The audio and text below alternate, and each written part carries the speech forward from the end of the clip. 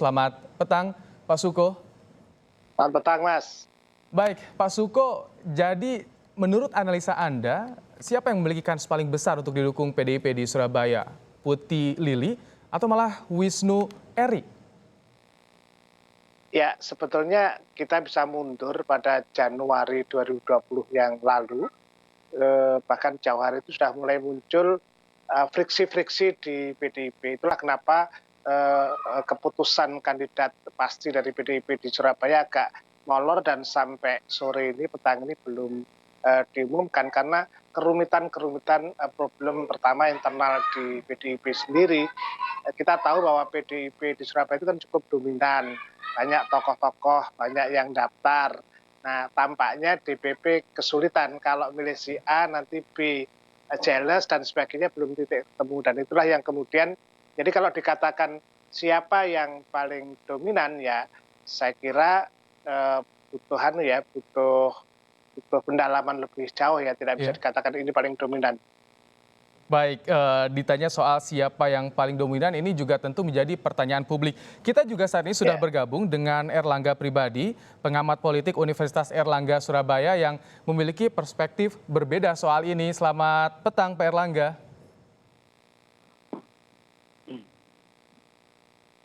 Halo Pak Erlangga, selamat petang. Selamat petang, ya. Baik Pak Erlangga, kami juga sudah tersambung tadi dengan Pak Suko. Saya ingin bertanya, dulu Anda sempat menyampaikan nasionalis dan juga santri, sosok yang cocok untuk di Surabaya. Bagaimana pandangan Anda melihat yang terjadi di PDIP Surabaya jelang pilkada? Iya, kalau saya pikir itu adalah sebuah format ideal ya. Format ideal dalam artian bahwa kalau kita melihat konfigurasi politik di Surabaya itu apabila kemudian bisa mengakomodasi kekuatan kelompok nasionalis dan kelompok santri, maka figur tersebut akan mendapatkan dukungan yang saya pikir luar biasa. Tapi kemudian juga pilihan-pilihan itu seringkali juga bukan pilihan yang selalu ideal, gitu. Nah, dari situ kemudian ada tarik-menarik antara konfigurasi apa yang menjadi dukungan dari masyarakat dan kemudian apa yang menjadi bagian dari proses politik yang berlangsung di tingkat elit, gitu. Pak Erlangga, Nah, dengan nama yang beredar, pandangan Anda siapa yang memiliki kans paling kuat, Pak Erlangga? saya pikir begini, kalau kemudian lihat bahwa tentang siapa yang lebih kuat untuk maju, yang harus dipertimbangkan adalah bagaimana calon yang ada itu bisa mengkonsolidasikan pusat-pusat kekuatan elit yang ada di Surabaya, yang dari satu sisi misalnya kalau konteks PDIP bisa mengkonsolidasikan elit PDI Perjuangan, Iya. dan di sisi yang lain juga figur yang memiliki hubungan dekat dengan kemudian tokoh yang menjadi favorit di Surabaya. Dalam hal ini misalnya tidak bisa dipungkiri Bu Tri Risma hari ini adalah figur yang populer. Saya pikir kedekatan dengan beliau juga menjadi bagian yang perlu dipertimbangkan. Konsolidasi menjadi kata kunci. Bicara soal konsolidasi yang menarik, Pak Suko pernah menyampaikan PDIP ambyar nih, PDIP Surabaya ambyar. Jadi butuh sosok seperti apa nih Pak Suko untuk bisa menyatukan soliditas PDIP di Surabaya jelang pilkada ini, Pak Suko? Iya, masing-masing punya kekuatan ya. Di sana tuh ada nama-nama yang sangat populer. Jadi PDIP itu sejak tahun 2009 itu menang pada satu, tahun 2004 itu menang, 2009 turun nomor 2, 2014, 2019 itu terus dia posisi naik terus, dan masing-masing punya satelit seperti kata Mas Erlangga tadi. Jadi elit-elit itu cukup kuat di sana. Nah, kalau misalnya yang problemnya ketika Mas Wisnu maju, nanti kelompoknya Bu Risma yang sudah memiliki pendukung luar biasa ini juga tidak bisa ketemu. Nah, itulah kenapa saya mengatakan jalan tengahnya biasanya PDI itu kalau pimpinannya sudah mengatakan A, tapi harus didukung dengan orang yang memiliki trust tinggi, maka dia akan menjadi pengikat dari kondisi yang ada itu. Jadi karakter PDIP di Surabaya patuh terhadap bagaimana keputusan pusat, tidak akan terpecah dengan dukungan yang ada di daerah? Pak Suko? Sepanjang catatan memiliki soliditas yang cukup tinggi. Jadi PDIP Surabaya itu semacam apa ya, punya die hard ya. Jadi pendukung berani mati itu termasuk paling kuat ya dibanding kota-kota lain. Artinya saya meyakini bahwa kalau misalnya orang yang didukung Bu Mega tentu pasti harus ada syarat tertentu dia bisa dihadirkan, maka kekuatannya akan solid. Tapi ya tadi harus ada ekstra konsolidasi terhadap elit-elit tadi. Ya, saya ingin ke Pak Erlangga. Pak Erlangga tadi disampaikan Pak Hasto sempat menyampaikan bahwa pengumuman Pilkada Surabaya menjadi puncaknya. Jadi ini harus sosok seperti apa agar publik tidak anti klimaks? Ini sesuai dengan ekspektasi publik, Pak Erlangga. Iya, memang saya pikir masuk akal kalau kemudian Surabaya ini dianggap menjadi klimaks puncak dari proses pengumuman ya kandidat wali kota atau wakil wali kota, karena memang Surabaya adalah salah satu basis dan home ground dari PDI Perjuangan. Nah, di situ saya pikir yang harus dipertimbangkan kecermatan adalah pertama, calon pasangan yang tampil itu memanifestasikan konsolidasi antara kekuatan-kekuatan dalam internal PDI Perjuangan, gitu. Karena PDI Perjuangan ini di Surabaya posisinya sangat kuat.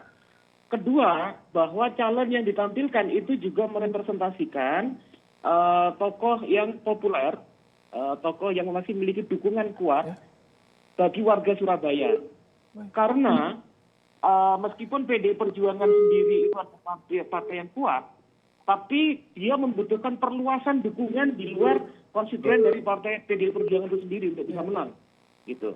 Sehingga kemudian kombinasi antara tokoh yang bisa mensolidkan menjadi solidarity maker bagi partai politik dan juga tokoh yang bisa memperluas dukungan melampaui konstituen dari PDI Perjuangan, itu yang sangat menentukan bagaimana performa partai tersebut dalam pilkada saat ini. Apakah masuknya nama mantan Kapolda Jawa Timur juga ini menjadi tantangan khusus bagi PDIP, Pak Erlangga? Iya, saya pikir mantan Kapolda yang sekarang, Pak Mahfud Arifin, itu sudah running sebelumnya ya, beberapa bulan sebelumnya, dan tentu dia juga mendapatkan dukungan dari partai yang banyak juga, yang luas, dan kemudian juga mulai melakukan kemudian sosialisasi ataupun melakukan komunikasi politik, komunikasi sosial ke bawah, yang saya pikir juga mendapatkan dukungan yang kuat.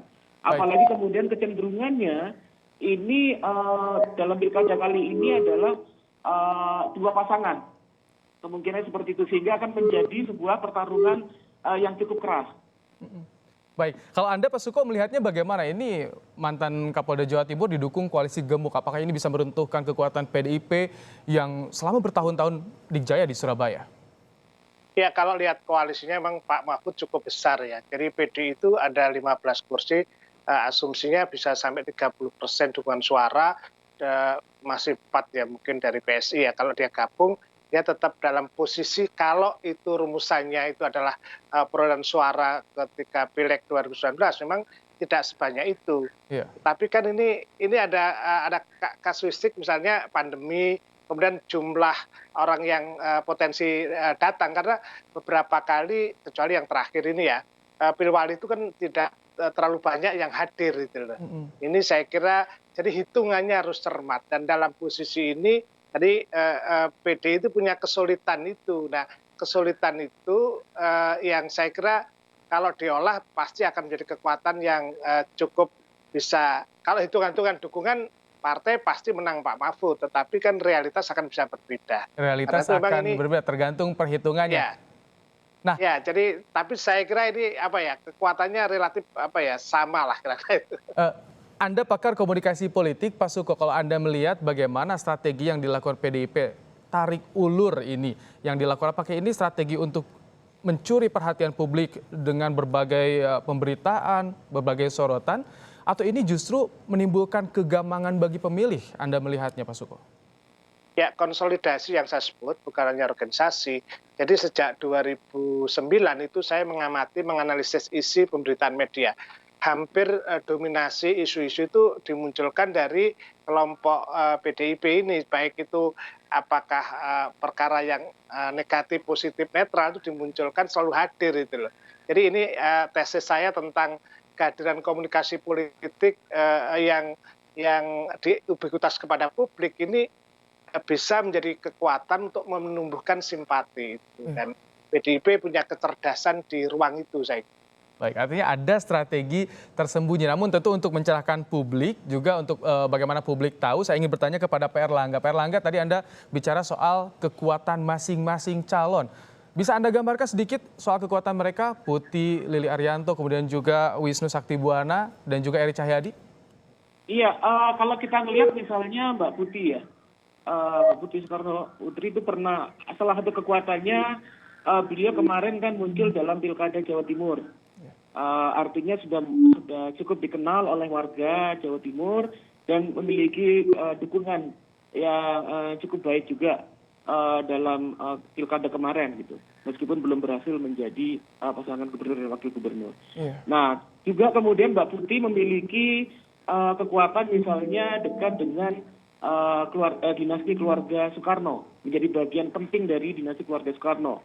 Yang tentunya kalau memang kemudian diusung, itu juga akan membuat dukungan solid di partai politik, di PD Perjuangan. Nah, kemudian nomor 2 misalnya Eri Cahyadi. Eri Cahyadi itu memiliki kemampuan di birokrasi, di tataran birokrasi cukup baik kinerjanya, dan sampai saat ini dikenal sebagai sosok yang memiliki hubungan yang baik dengan Bu Wali Kota, Putri Risma hari ini. Gitu. Kemudian Pak Wisnu sendiri, Wisnu Saktibuana juga memiliki pengalaman sebagai wakil wali kota Surabaya. Iya. Dan kemudian selain itu juga beliau memiliki dukungan yang mengakar di partai politik. Kadar tulen ya, Iya. Pak Erlangga ya? Iya, betul. Nah, Trans Soekarno ini sebenarnya bagaimana kekuatannya di Surabaya bagi PDIP? Kalau misalnya tadi diutarakan bahwa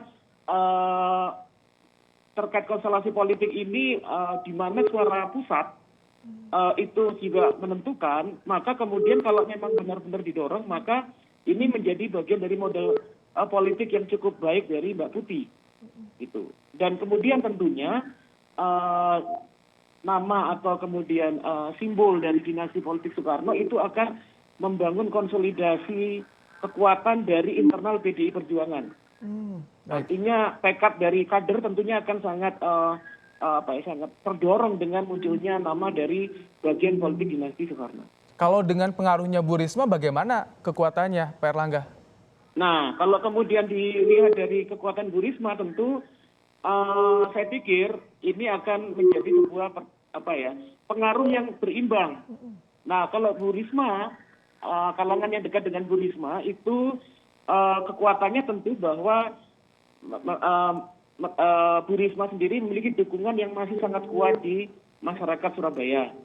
Dan tentunya person atau calon yang dekat dengan Bu Risma itu tentu akan mendapatkan pengaruh dari popularitas dan tingginya dukungan terhadap Bu Risma, yang kemungkinan itu akan juga mengalir ke calon misalnya yang dekat dengan Bu Risma tadi. Baik, saya ingin ke Pak Suko. Pak Suko tadi disampaikan cukup kuat juga pengaruh Bu Risma di Surabaya.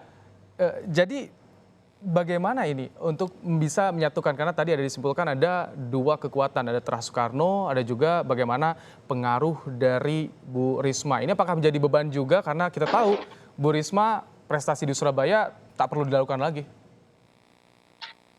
Dalam banyak pengalaman terakhir survei komunikasi politik itu rata-rata sebagian besar pemilih itu berharap bisa berinteraksi dengan kandidat yang akan dipilih.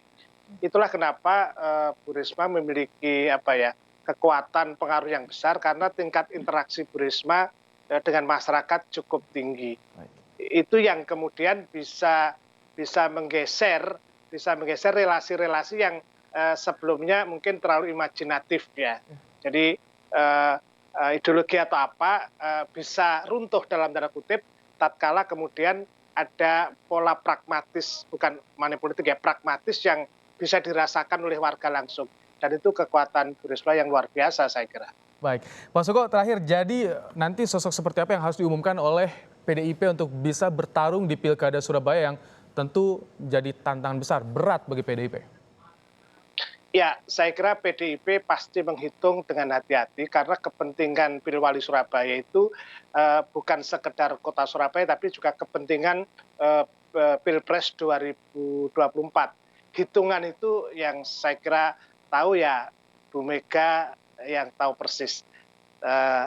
Perhitungan-hitungan semacam itu yang kemudian bagi daerah tentu bisa berbeda dengan pusat karena kepentingan-kepentingan yang berbeda itu. Kita tunggu esok bagaimana pengumuman dari PDIP untuk siapa yang akan bertarung di Surabaya. Terima kasih Pak Suko Widodo, pakar komunikasi politik Universitas Erlangga, dan juga Pak Erlangga pribadi, pengamat politik Universitas Erlangga, telah bergabung bersama kami di Kompas Petang.